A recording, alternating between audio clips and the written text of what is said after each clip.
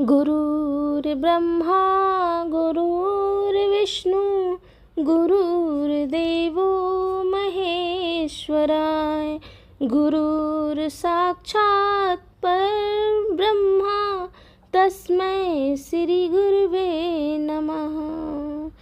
गुरु पूर्णिमा पर्व की आप सभी को ढेर सारी शुभकामनाएं। गुरु पूर्णिमा के दिन हम गुरु की पूजा कैसे करेंगे? गुरु पूर्णिमा के दिन की शुरुआत भगवान विष्णु और वेदों के रचिता वेद व्यास जी के ध्यान से करें। गंगा जल युक्त पानी से स्नान करें। साफ वस्त्र धारण कर सूर्य देव को जल अर्पित करें। इस दौरान इस मंत्र का जाप करें। गुरुर्ब्रह्मा गुरुर्विष्णु गुरुर्देवो महेश्वराय गुरुर्साक्षात् परब्रह्मा तस्मै श्री गुरुवे नमः। इसके पश्चात श्री हरि और वेद व्यास जी को फल, फूल, दीप, अक्षत, हल्दी, दूर्वा आदि चीज़ें अर्पित करें। साथ ही दीपक जलाकर आरती करें। भगवान विष्णु और गुरु चालीसा, गुरु कवच का पाठ अवश्य करें। प्रभु को खीर और फल समेत आदि चीज़ों का भोग लगाएं। अंत में सच्चे मन से बल, बुद्धि, विद्या, सुख और समृद्धि की कामना करें। इस दिन श्रद्धा अनुसार गरीब लोगों में अन्न, धन, वस्त्र का दान करें और अपने गुरु को भी भेंट स्वरूप अवश्य कुछ न कुछ वस्त्र, धन, कुछ भी आप दान कर सकते हैं। और इस दिन भगवान विष्णु का महामंत्र जाप करें। ओम नमो नारायणा, ओम नमो भगवते वासुदेवाय, ओम श्री विष्णुवे च विद्महे वासुदेवाय धीमहि तन्नो विष्णु प्रचोदयात्। इनमें से कोई भी एक मंत्र का जाप अवश्य करें।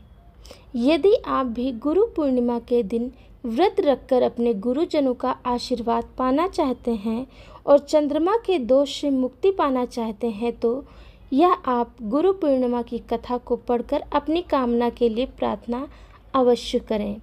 पौराणिक कथा के अनुसार महर्षि वेद व्यास जी को भगवान विष्णु का अंश माना गया है। वेद व्यास जी की माता का नाम सत्यवती और पिता का नाम ऋषि पराशर था। महर्षि वेद व्यास जी को बचपन से ही आध्यात्म में बहुत रुचि थी।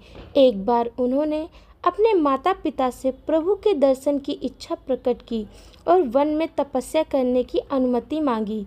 वेद व्यास जी की इस बात को सुनकर उनकी माता ने उन्हें वन जाने को मना कर दिया। माँ की इस बात को सुनकर वेद व्यास जी वन जाने की हट करने लगे। वेद व्यास जी के हट करने की वजह से माता सत्यवती को उन्हें वन जाने की आज्ञा देनी पड़ी। जब वेद व्यास जी वन की ओर जा रहे थे तब उनकी माता ने उनसे कहा कि जब मैं तुम्हें अपने घर की याद आए तो तुम वापस आ जाना। माता के इस वचन को सुनकर वेद व्यास जी वन की तरफ चल दिए। वन में जाकर वेद व्यास जी कठोर तपस्या करने लगे। भगवान के आशीर्वाद से वेद व्यास जी को संस्कृत भाषा का ज्ञान हो गया। इसके बाद उन्हें वेद, महाभारत, 18 पुराणों एवं ब्रह्म सूत्र की रचना की।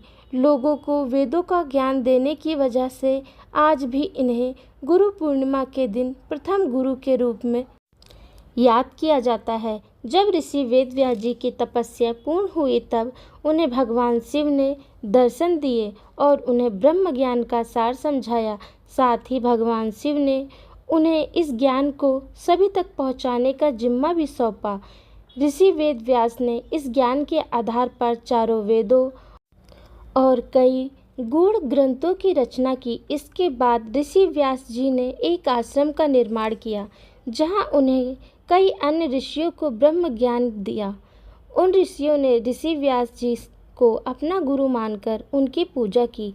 इसके बाद से ही गुरु शिष्य की परंपरा की स्थापना हुई और आश्रम में शिक्षा की शुरुआत हुई। हालांकि गुरु पूर्णिमा का पर्व उस दिन से मनाना शुरू हुआ था जब ऋषि वेद व्यास जी ने गणेश जी को महाभारत लिखने के लिए आग्रह किया था और गणेश जी ने महाभारत लिखना शुरू करने से पहले आषाढ़ पूर्णिमा के दिन वेद व्यास जी को गुरु मानकर उनकी पूजा अर्चना की थी।